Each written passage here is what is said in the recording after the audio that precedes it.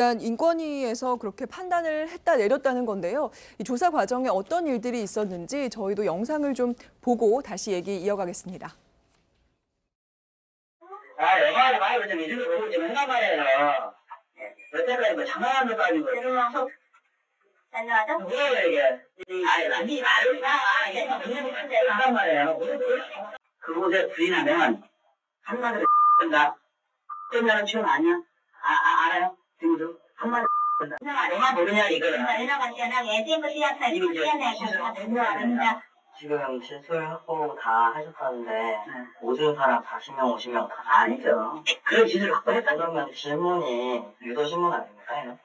누가 시켰어? 이런 사람이 없어요? 어디서 봤어? 그럼. 여기. 어디 안에서? 일반적으로 기초적인 그 지식이란 말이지. 질문하지 마시고. 네, 뭐. 10초만 보고 쓰면 돼, 10초만. 진짜 그런 말을 돌려서 걸린단 말이야. 이거 보는 거 지금 한두 시간 내다가 아직 무서워서 걸리는 거 아니에요? 네, 신문 녹화 영상을 저희가 이렇게 함께 봤는데요. 일단 인권위에서는 이 관련법 조항에 따라서 이게 법적으로도 위반이 됐다 이런 이야기인 거죠. 네, 그러니까 저거 뭐 보면은 정말 황당하네. 저렇게 마구잡이로 막 이렇게 윽박지르면서 수사하는데 네. 좀 헌법을 들을 필요도 사실 없는데 네. 우리 헌법에 이렇게 돼 있죠. 모든 국민을 고문을 받지 않고 형사상 자기에게 불리한 진술을 강요당하지 않는다고 돼 있습니다. 네네. 저게 만약에 자기에게 불리한 진술이라면 대답 안 할 수 있어요. 그게 헌법에 저장된 기본권입니다. 물론 우리 국민에게 보장된 거긴 하지만 이런 경우는 이제 인간의 권리로서 외국인에게도 확보되는 그런 권리거든요. 네네. 그러니까 그거 당연한 것이고 또 수사 준칙 이런 것들 때 범죄 수사 규칙에도 진술을 강요해서는 안 된다고 돼 있고요.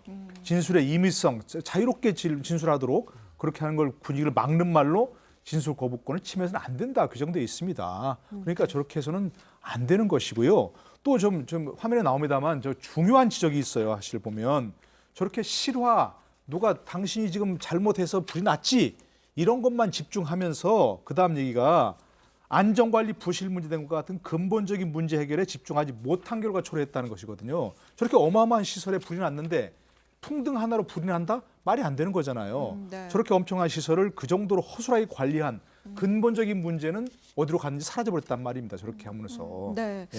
저희가 이렇게 영상을 또 보고 얘기를 나누다 보니까 뭐 인권위의 판단과 그리고 위원분들의 생각이 크게 다르지는 않을 것 같다는 생각이 들긴 하는데요. 오훈 위원님은 어떻게 보셨어요? 저는 명백한 인권 침해인 것 같고 저도 만약에 저 현장에 있었으면 제가 풍등을 날렸다고 자백을 하지 않았을까 싶을 정도로 뭔가 굉장히 좀 억압적인 분위기였던 것 같습니다. 게다가 이주 노동자이기 때문에 한국어가 한국 사람보다는 서툴 거 아닙니까? 네. 전 통역도 없다는 것도 좀 말이 안 되는 것 같고요. 여러모로 저 분위기 자체를 용납할 수 없는 것 같습니다. 네. 이 경찰 조사라는 건 항상 팩트를 갖고 하는 거죠. 취재도 마찬가지고 조사도 마찬가지고 상대방이 부인을 할 때 상대방이 부인을 더 이상 할 수 없는 팩트를 들이대면서 증거를 들이대면서 그렇게 이제 시작을 한 겁니다. 그렇기 때문에 아까 뭐 우리 초반에 장재현 사건도 그랬지만 결국은 증거거든요. 네. 증거를 하지 않으면 난 네가 분명히 범인인 것 같은데 이런 식으로 할 수는 없는 거예요. 그런 점에서는 납부하고 저는 통하는 부분이 있다고 보는데 바로 이런 일 때문에 경찰은 아무리 힘들어도 증거와 팩트를 가지고 계속 상대방을 이제 압박을 해야지 저렇게 너 거짓말이지. 이거는 정말 그야말로 정근대적인 방식이어서 누가 봐도 이것은 인권 침해고 그리고 저는 한 가지 더 외교적 관점에서도요. 이거는 지금 분명히 어떻게 보면 스리랑카 입장에서는요. 자국 국민이 인간 이하의 지금 방식으로 지금 처우를 받았기 때문에 네. 외교 문제도 될 수 있습니다. 네. 저거는 영사가 개입할 수 있어요. 네. 왜냐하면 굉장히 불공정하고 반인권적으로 수사를 받았기 때문에 저건 영사 조력권을 신청할 수 있습니다. 저는 그렇게 봅니다. 네. 과거에도 이런 사건들이 몇 번 있었습니다. 2000년에 있었던 친부 살해 김신혜 사건 같은 경우가 그랬는데요. 경찰이 영장도 없이 압수수색하고 현장 검증을 했었고 그다음에 압수수색에 참여하지 않은 경찰관이 압수조서를 허위로 작성한 바가 있고요. 그래서 강압수사라고 나중에 판단이 돼서 재심을 개시 결정한 바 있습니다. 네. 그리고 2000년도에 또 있었던 익산 약촌오거리 택시기사 살인 사건도요. 네. 검찰이 곧바로 진범인 김 씨를 긴급 체포하고 그해 12월에 구속 기소를 했는데 앞서 경찰은 2003년에 진범이 따로 있다라는 첩보를 듣고 김 씨를 긴급 체포한 뒤 범행 자백을 받고 구속영장을 신청을 했지만 검찰은 이를 기각했다고 합니다.